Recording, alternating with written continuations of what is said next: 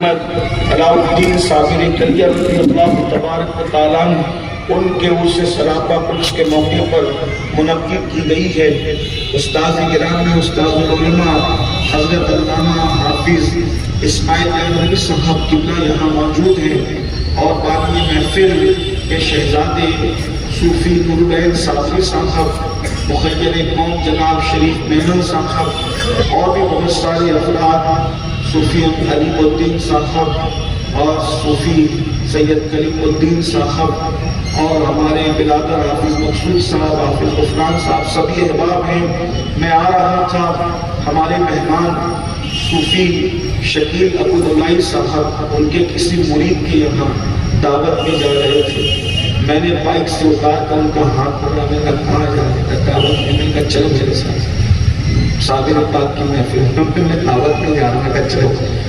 میں صابر پاک کی محفل میں آپ بھی چلو، تو ان کی یہ میری محبت ہے کہ وہ مرید کو بولا کہ تم بھی دعوت کھاؤ کھلاؤ، اپنے سے سب کے ساتھ جانا، تشریف لائے، ان کا شکریہ ہے، سب موجود ہیں۔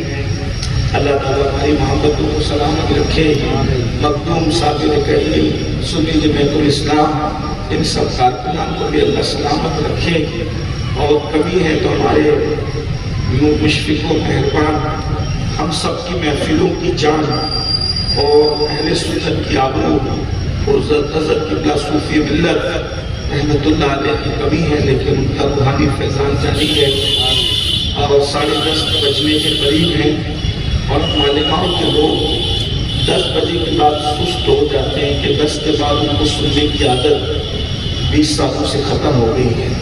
اس لیے میں کوئی لمبی چوڑی گفتگو نہیں کرتا۔ محفل کا عنوان میلاد پاک بھی ہے اور صابر پاک بھی ہے۔ بس میں 2 باتیں عرض کروں گا، اور اخیر میں سرکار صابر پاک کا ایک خطبہ ہے، اس خطبے کو پڑھ دوں گا۔ اس میں 12 اقوال ہیں، بس وہی 12 اقوال پڑھ کے میں اپنی گفتگو کو تمام کر دوں گا۔ بہت دیر آپ کو امتحان میں نہیں رکھا، بڑی محنت کی حافظ مقصود صاحب نے، حافظ غفران صاحب نے، حافظ حکیم صاحب نے بھی کچھ پڑھا ہوگا، اور سبھی محنت کر رہے تھے، لیکن ماشاءاللہ آپ ہیں کہ آپ وعدہ کر کے گھر سے کسی سے آئے ہیں کہ بولیں گے نہیں۔ سبحان اللہ، سبحان اللہ، بولیے ذرا، بول کے بتا۔ اس کا مطلب وعدہ کر کے نہیں آئے ہیں، ماشاءاللہ۔ دیکھو بھائی، سرکاروں کی محفل میں بیٹھو تو زندہ دل ہو کے بیٹھو، ایسا نہیں لگے کہ آپ غصے میں کسی پر ہیں یا گھر سے جھگڑا کر کے آئے ہیں۔ ہم لوگ گھر سے جھگڑا کر کے آنے والے لوگ نہیں ہیں، ہم تو گھر سے محبتوں کا اظہار کر کے نکلتے ہیں، اور وہی لذتیں ہمیں پھر واپس کھینچ کر لے کر کے جاتی ہیں۔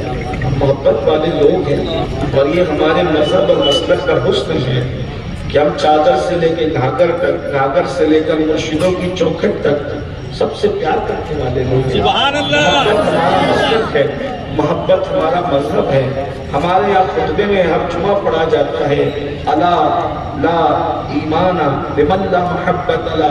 ہمارے نبی کا فرمان ہے، آگاہ ہو جاؤ، محبت کے بغیر ایمان نہیں ہے۔ محبت رسول ایمان کی جان ہے، محبت رسول ایمان کی پہچان ہے۔ ہمارے امام عشق و محبت نے فرمایا ہے، انہیں جانا، انہیں مانا، نہ رکھا غیر سے کام، للہ الحمد میں دنیا سے مسلمان ہے۔ اور یہ ان کے عشق کی برکتیں ہیں کہ جب بندہ ان سے عشق کرتا ہے تو انسان ہے، فرشتے بھی اس کی تعظیم کرتے ہیں۔ امام کہتے ہیں نکیرین کرتے ہیں تعظیم میری، فدا ہو کے تجھ پہ یہ عزت کے لیے ہے۔ تو دونوں نسبتیں ہیں اس محفل کو، ایک تو حضور کی میلاد کی نسبت، دوسرا صابر پاک، دونوں کو جوڑ کر میں نے ایک آیت پڑھی۔ اللہ پاک فرماتا ہے، اِنَّا أَعْطَيْنَاكَ الْكَوْثَرَ، اے محبوب ہم نے آپ کو ہر چیز میں کثرت عطا فرمائی، کوئی چیز آپ کو تھوڑی نہیں دی، اس لیے کہ تھوڑی اس کو دی جاتی ہے، دینے والے کے پاس تو تھال بھرے ہوتے ہیں، لینے والے کے ہاتھ چھوٹے ہوتے ہیں، لینے والے کے ہاتھ مختصر ہوتے ہیں۔ توجہ ہے آپ کی؟ اب آپ کچھ کہیں تو میں اِنَّا أَعْطَيْنَاكَ الْكَوْثَرَ پر کچھ کہوں نا، توجہ فرمائیں۔ لینے والے کے ہاتھ اگر ننھے اور چھوٹے ہوں تو دینے والے کے تھال بھرے ہوں، تو بھی وہ اس کی حیثیت دیکھ کے دیتا ہے. لیکن میرے نبی کے ہاتھوں کی وسعتیں کیا ہے؟ میرے نبی کے ہاتھ کتنے بڑے ہیں.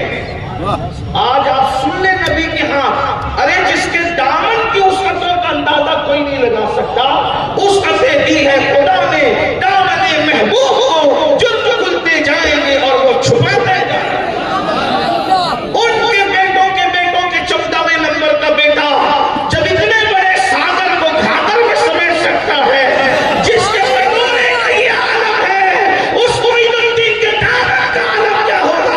اور جب 14ویں نمبر کے بیٹے کا یہ عالم ہے تو ان کے نانا محمد رسول اللہ. لیکن ہاتھ جتنے چھوٹے بھی حضور کے ہاتھ کتنے بڑے ہیں. حضور کے ہاتھ کتنے بڑے. شیر سمجھنے والی قوم بیٹھے. میری زمین مالیگاؤں کی زمین، شیر و ادب، شیر و ادب کی زمین ہے یہ زمین. ادیب مالیگاؤں کی یہ زمین بڑے بڑے شعراء کی زمین. استاد شعراء کے استاد، ہمارے یہاں کے استادوں کے شاگرد دلی اور لکھنؤ میں میں نے دیکھے. شاگردوں کے شاگرد حضور مفکر اسلام علامہ قمرالزمان خان صاحب کی بلا مالیگاؤں تشریف لائے تھے تو مجھ سے فرمایا یہاں میرے دادا استاد کی زمین ہے. مالیگاؤں کی زمین شعر و ادب میں میرے دادا استاد کی زمین ہے. کہاں میں جن کا شاگرد ہوں وہ شاگرد تھے ادیب مالیگاؤں میں. توجہ فرمائیں. عالم اسلام کا اتنا بڑا مفکر کہہ رہا ہے کہ یہ زمین میرے دادا استاد کی زمین ہے. یہاں لوگ شعر سمجھتے ہیں اور شعر صرف سمجھتے نہیں، سمجھتے تو بہت ہیں لیکن شعر سمجھ کر لوگ یہاں کے داد دینا بھی چاہتے ہیں. اس لیے کہ یہ مشاعروں کی زمین ہے. اب سنیے ذرا شعر سنیے. اور شعر مالیگاؤں والے اب بھی سمجھتے ہیں کیونکہ میں لکھنؤ والوں کو تانا دے کر آیا کہ ہم سنتے تھے کہ لکھنؤ والے بہت شعر سمجھتے ہیں لیکن لکھنؤ والے جو شعر سمجھتے تھے شاید وہ ہجرت کر گئے. رامپور والوں کو بھی تانا دے کر میں نے کہا کہ اگر اردو ادب نہیں سمجھتے تو رامپور سے ہجرت کر جاؤ. لیکن سنیے ابھی میری قوم کے اندر شعر سمجھنے کا اور شعر پر داد دینے کا جذبہ موجود ہے. ذرا دیکھیں کہتے ہیں نبی کے ہاتھوں کی وسعت کیا، دامن کی نہیں ہاتھوں کی وسعت ہے. کہ مالک کونین ہیں کو پاس کچھ رکھتے نہیں. مالک کونین ہیں کو پاس کچھ رکھتے نہیں. دو جہاں کی نعمتیں ہیں ان کے خالی ہیں.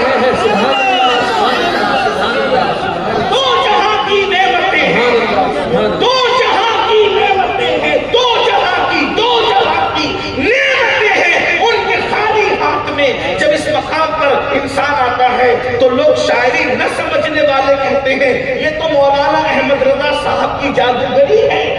اس لیے کہ یہ تو انہوں نے ضدین کو جمع کیا کہ بھئی جو ہاتھ خالی ہوگا اس میں کوئی چیز کیسے ہوگی. جیسے میرے ہاتھ خالی ہے. اب میرا ہاتھ خالی نہیں ہے، ٹھیک ہے. مائک نہیں تھا تو ہاتھ خالی تھا اور چیز آ گئی تو ہاتھ خالی. یہ کیسے کہ دونوں جہاں کی نعمتیں ان کے خالی آ گئی. نعمت آ گئی تو ہاتھ خالی نہ رہا اور ہاتھ خالی ہے تو نعمت نہ رہی. تو کہا یہ تو مولانا نے جادو کر دیا. کوئی یہ شعر صحیح نہیں ہے. یہ شعر کہتے صحیح نہیں ہے. میں نے کہا اردو اگر آتی تو لوگ یہ نہ کہتے. اردو کی یہ خوبصورتی ہے کہ یہ عربی اور فارسی کے جائز ملاپ سے وجود پائی ہے اور اس کو جھولا جھلایا ہے بندہ نواز کا سلطان. اس کو دودھ پلایا ہے طوطی ہند ملک الشورى امیر خسرو نے اور اس کے زلفوں کو سنوارا ہے میرے مرشد مخدوم اشرف جہانگیر سمنانی. تین بزرگوں کی تربیت سے جب یہ جوان ہوئی تب لکھنؤ اور دلی نے اس کی صورت دیکھی. یہ ہے اردو. اسی لیے میں کہتا ہوں لوگ اردو مٹا نہیں سکتے اگرچہ بہت دیگے مارتے ہیں. ہم اردو مٹا دیں گے. میں نے کہا مٹا دیں گے بھی اردو ہے. مٹا دیں گے بھی اردو ہے. اس لیے کہ تم مٹانے کی بات کرتے ہو پھر بھی اردو جملے کا استعمال کرتے ہو. یعنی کہ ارے جن کے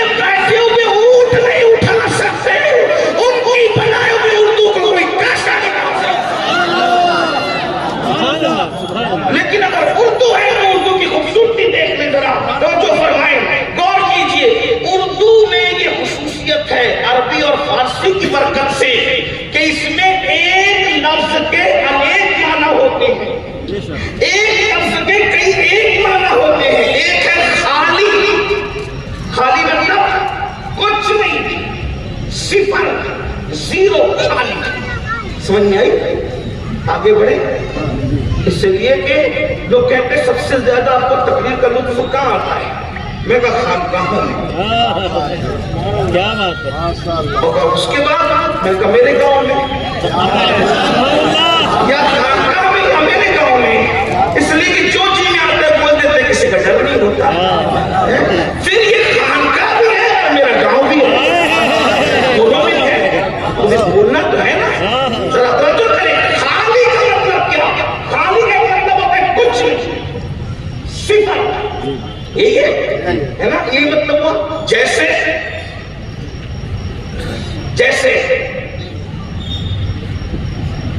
وہ کرسی خالی پڑی ہوئی، مطلب اس پہ کچھ نہیں، اس پہ کوئی نہیں ہے. پیاسا جو کرسی لے کے بیٹھا خالی پڑی ہوئی ہے. خالی مطلب کچھ نہیں، کوئی نہیں ہے، خالی ہے، کوئی نہیں، کچھ نہیں ہے. یہ ایک معنی ہو گیا. اور ایک خالی کا ایک دوسرا معنی بھی. خالی کا صرف خالی ایک معنی نہیں ہے، خالی کا دوسرا بھی معنی ہے. خالی کا ایک معنی ہوتا ہے صرف، کیا بات ہے. اونلی، فقط. اردو میں صرف، عربی میں فقط، انگلش میں اونلی. اور ہندی میں کہتے ہیں، سمجھ صاحب ہندی بہت اچھی جانتے ہیں. ہندی میں ہاں ماتر، ہندی میں ماتر، اردو میں صرف، عربی میں فقط، اور انگلش میں صرف. مطلب اگر آج کا جلسہ ختم ہو جائے، کوئی پوچھے صوفی نور العین صاحب نے اپنے ابا کے نقش قدم پر چلتے ہوئے صابر پاک کا جلسہ رکھا تو وہاں کیا حال تھا؟ تو کہا وہاں خالی اسٹیج پر ایک ہی کرسی تھی. خالی اسٹیج پر، خالی مطلب صرف اسٹیج پر ایک ہی کرسی تھی، اور اس پر خالی ایک ہی آدمی بیٹھا تھا جو سید تھا. وہاں اسٹیج پر خالی صوفیہ بیٹھے تھے. اب خالی کا مطلب کیا ہو گیا؟ خالی کا مطلب کیا ہوا؟ اب میرے امام کا کلام سنو. کہتے مالک کونین ہے، گو پاس کچھ رکھتے نہیں. مالک کونین ہے، گو پاس کچھ رکھتے نہیں. اس لیے کہ جو جتنا مالک ہوتا ہے وہ اپنے پاس رکھتا ہے، تجوریوں میں رکھتا ہے، تھیلوں میں رکھتا ہے، گھروں میں رکھتا ہے، گھروں میں رکھتا ہے، زمین میں دفن کر کے رکھتا ہے. وجہ اس لیے کہ نعمت مال جتنا بڑھے گا اتنا بڑا تھیلا چاہیے، اتنی بڑی تجوری چاہیے.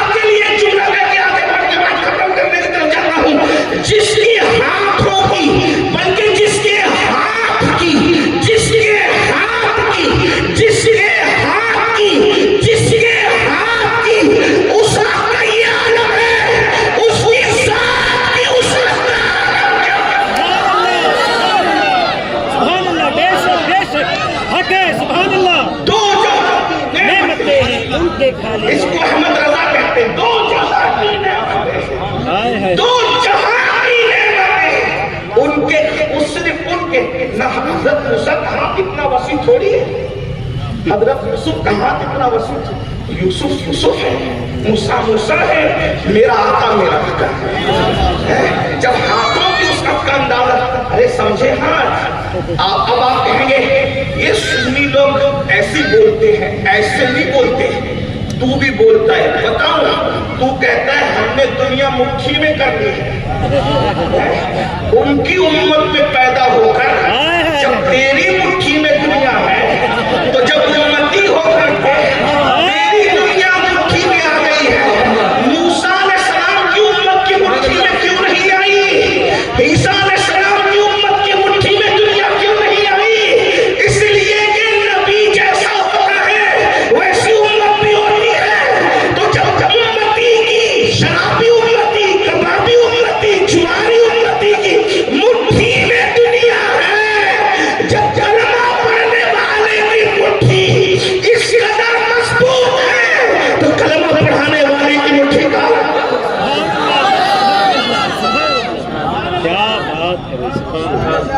आज से अगर मैं 50 साल पहले ये तकरीर करता तो लोग बोलते मौलवी साहब छोड़ गए, लेकिन आज तो तुम भी मानते हो दुनिया मुट्ठी में आ गई। क्यों आई? इसलिए कि उनकी उम्मत में है।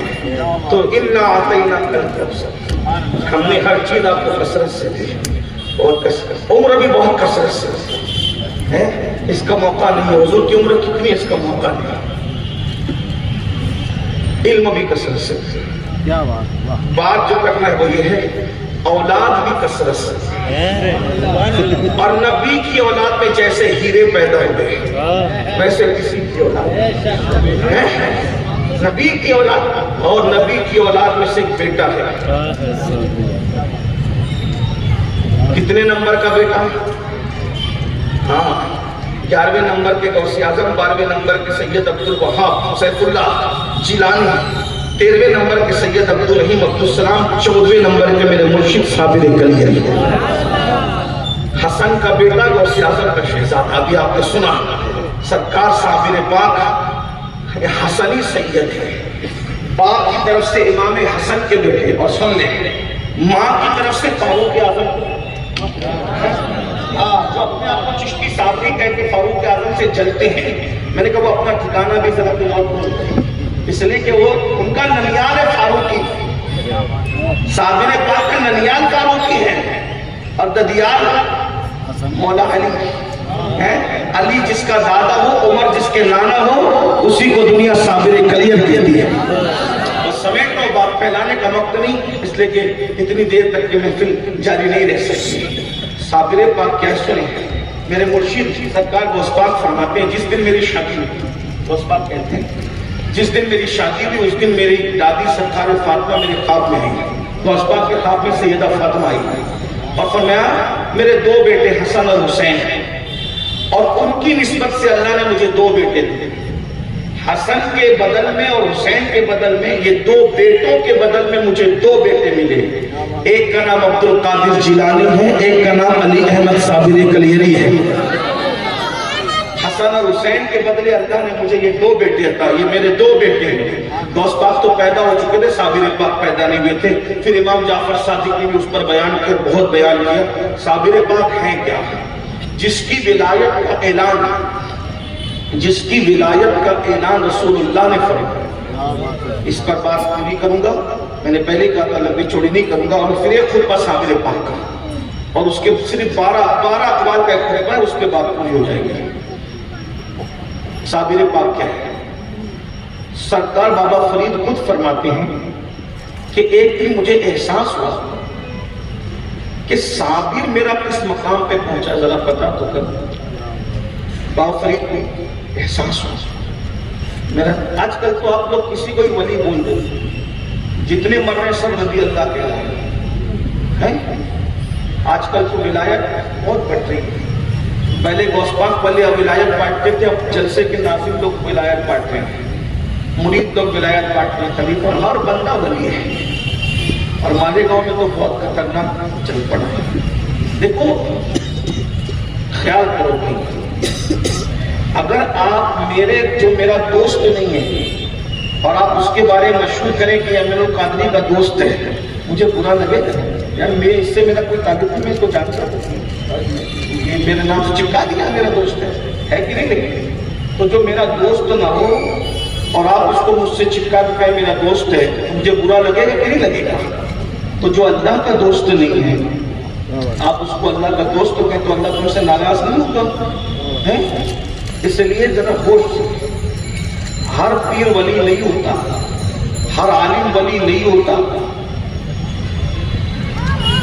ہر مقرب ولی نہیں ہوتا، ولایت کی منزلیں ہوتی ہیں۔ بابا فرید سوچ رہے تھے کہ میرا صحابی کس مقام پہ پہنچا، مجھے معلوم کرنا چاہیے، یعنی بابا فرید جیسا ولی جس کو ولی کہہ دے وہ ولی ہو جائے، ہے کہ نہیں؟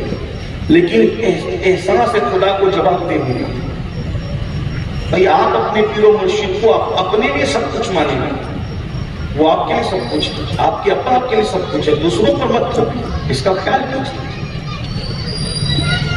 اور اب تو ایسا ہو گیا کہ لوگ جھوٹ بولتے تھے لوگوں کے لیے، اور اب لوگ جھوٹ بول رہے ہیں کرامت کے لیے، جھوٹی جھوٹی کرامتیں کرتے ہیں، ایکم خاک کرتے ہیں۔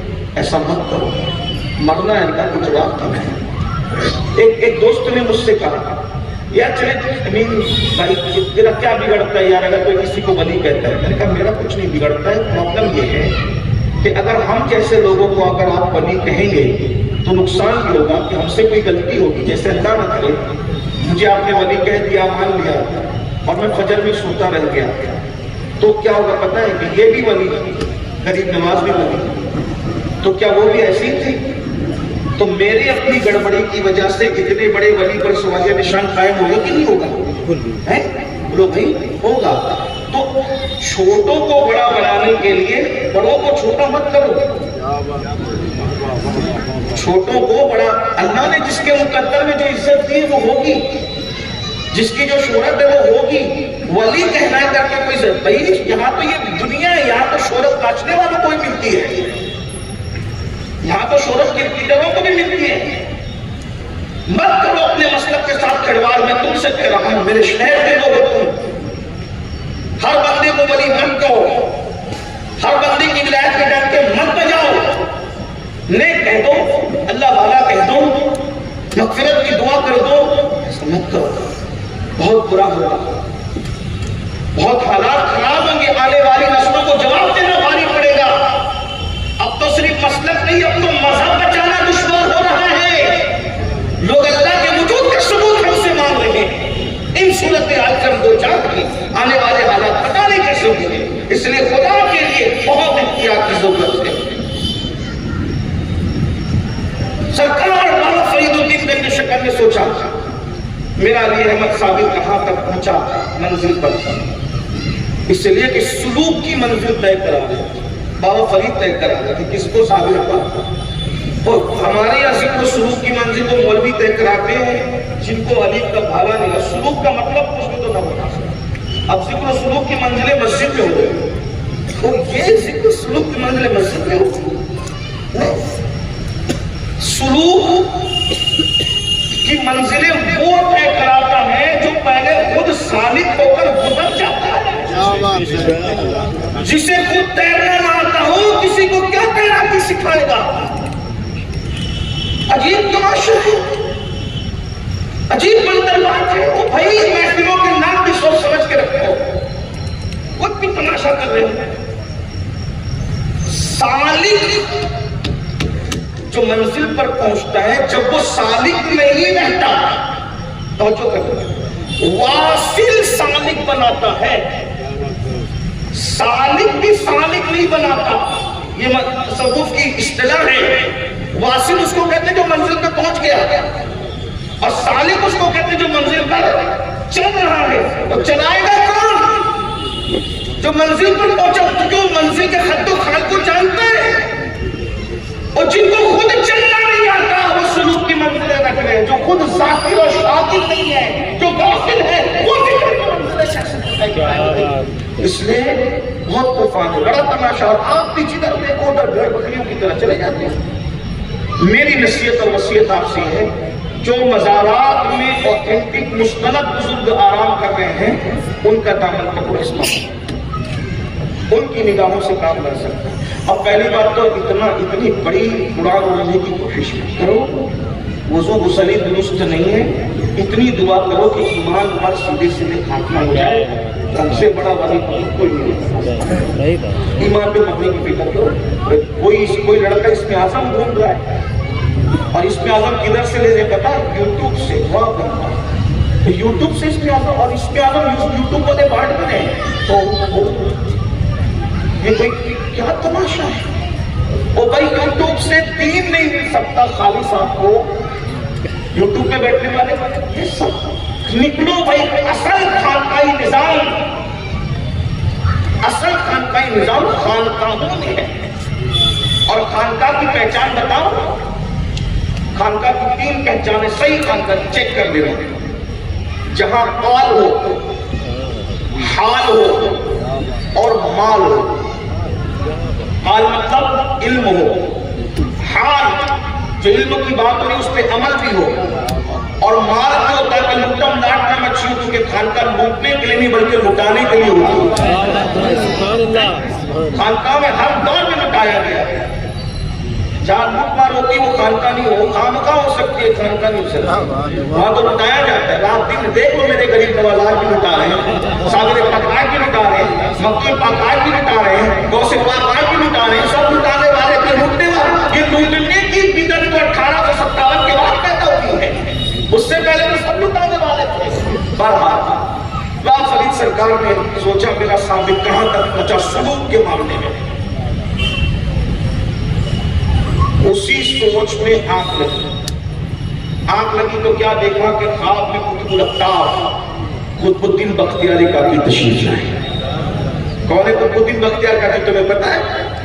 میں صرف نقل کر رہا ہوں نقل کی حیثیت سے، جس کو لڑنا جھگڑنا کتابوں کے مصنف سے لڑا، جس کو ہضم نہیں ہوتا کتابوں کے مصنف کو قبول۔ کتاب کا نام ہے سیر الاقطاب۔ سیر الاقطاب کے مصنف لکھتے ہیں، کیا لکھتے ہیں پتہ ہے؟ سلیمان علیہ السلام کا تخت اڑتا ہوا جا رہا ہے، سلیمان علیہ السلام کا تخت اڑتا ہوا جا رہا ہے، سلیمان علیہ السلام کا تخت اڑتا ہوا جا رہا ہے، سلیمان علیہ السلام کے زمین سے نور نکل رہا ہے، آسمان کی طرف جا رہا ہے۔ اس کی مولا اس زمین کی خصوصیت کیا ہے کہ زمین سے نور نکل کے آسمان کی طرف جا رہا ہے؟ ارشاد ہوتا ہے سلیمان ایک آخری نبی دنیا میں تشریف لائیں گے، ان کی اولاد میں ایک جوان ہوگا، اس کا نام ہوگا قطب الدین بختیار کاکی، یہاں اس کا مزار بننے والا ہے، اسی کا نور تم دیکھ رہے ہو۔ کچھ ٹکانے کھنجرے تسلیم راہ ہم سماج غیب جانے دیگر است، یہ ہمارے اولیاء۔ اس کے لوگ کہتے ہیں یہ لوگ کہانی گڑی ہوئی، کہتے ہیں گڑی ہوئی نہیں، یہ سب پڑی ہوئی باتیں ہیں، لیکن تمہیں ہضم نہیں ہوتی۔ بہرحال ہمارے اولیاء کی بڑی شان ہے، میں نے کتاب کا حوالہ پڑھ دیا ناقل کے حصے سے، جس کو لڑنا ہے مصنف سے جا کے سنیے ذرا۔ حضرت قطب الافطار قطب الدین بختیار کاکی، کون بختیار کاکی؟ 3000 مرتبہ روزانہ حضور پہ جب تک درود نہیں پڑھ لیتے تھے بستر پہ نہیں جاتے تھے، کبھی تہجد فوت نہیں ہوئی۔ ایک لمبی داستان ہے ان کی۔ سرکار غریب نواز کے پہلے جانشین، جن کے بارے میں غریب نواز کہتے تھے کہ قیامت کے دن اللہ مجھ سے پوچھے گا معین الدین کیا لایا ہے تو میں قطب الدین بختیار کاکی کو پیش کر دوں گا۔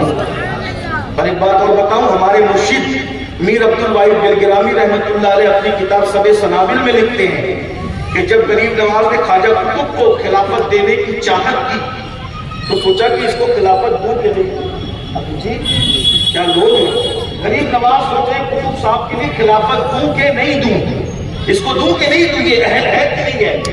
ایسے میں خواجہ عثمان حربلی تشریف لاتے ہیں اور کہتے ہیں معین الدین قطب الدین کو خلافت دے دو کیونکہ یہ اہل ہے۔ تو غریب نواز نے سوچا میرا بچہ جس کو میں نے تیار کیا ہے، میں نے توقف کیا تو مرشد آ گئے ہیں، ذرا اور انتظار کرو دیکھو اور کیا کرام ہوتا ہے۔ پھر حضور خواب میں تشریف لاتے ہیں، کہتے ہیں معین الدین قطب الدین کو خلافت دے دو۔ کہا مرشد سے اب تو رسول اللہ آ گئے، اب اور انتظار کرو کیا ہوتا ہے۔ تو غریب نواز کہتے ہیں پھر خواب میں نے اللہ کا جلوہ دیکھا اور اللہ نے حکم فرمایا قطب الدین کو خلافت عطا کر۔ سب سنابل میں نے پڑھی ہے، جس کتاب پر امام احمد رضا کی ترتیب وہ آپ کے ساتھ یہ تھی بھیا، یہ خلافت جن کی خلافتیں ایسی ان کی ولایتیں ایسی، جن کی خلافتوں کا یہ مقام ہو کہ قدرت کی طرف سے حکم ہو رہا، یہ ہے میرا مرشد قطب الاقطاب قطب الدین بختیار کاکی۔ بہرحال تو بابا فرید کہتے ہیں میرے مرشد قطب الدین بختیار کاکی خواب میں تشریف لائے اور میرا ہاتھ پکڑا اور میرا ہاتھ پکڑ کا فرید چلو آؤ، اور صابر کو بھی ساتھ رہا تو کہا مجھے اور میرے علی احمد کو میرے مرشد قطب الدین بختیار کے ساتھ میں لے کے چلے، حتیٰ کہ وہاں لے گئے۔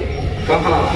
امیر خسرو کہتے ہیں نمی دانم چمنزل بود شب چائے کے من بودم بہر سرخ سے بسمل بود شب چائے کے من بودم پری پیکر نگارے سرو قدے لالا رخسارے سراپا آفت دل بود شب چائے کے من بودم خدا خود میر مجلس بود اندر لامکا خسرو محمد شم محفل بود شب چائے کے من بودم۔ اور پھر اس منزل پہ پہنچے، ایک تخت بچا ہے، رسول اللہ جلوہ گر ہیں اور حضور علیہ السلام کی جلوہ گری اور اکابر بڑے بڑے بڑے بڑے اولیاء اللہ کی محفل سجی ہے، اور اس محفل میں اللہ کے رسول تخت پہ جلوہ گر ہے۔ سرکار قطب الدین بختیار کاکی نے میرا ہاتھ اور صابر کا ہاتھ پکڑ کر حضور کے سامنے کھڑا کر دیا۔ میں نے صابر کو آگے کر دیا، حضور نے نگاہ اٹھائی اور صابر کی پیٹھ ٹھوک کی کہا ھذا ولی اللہ۔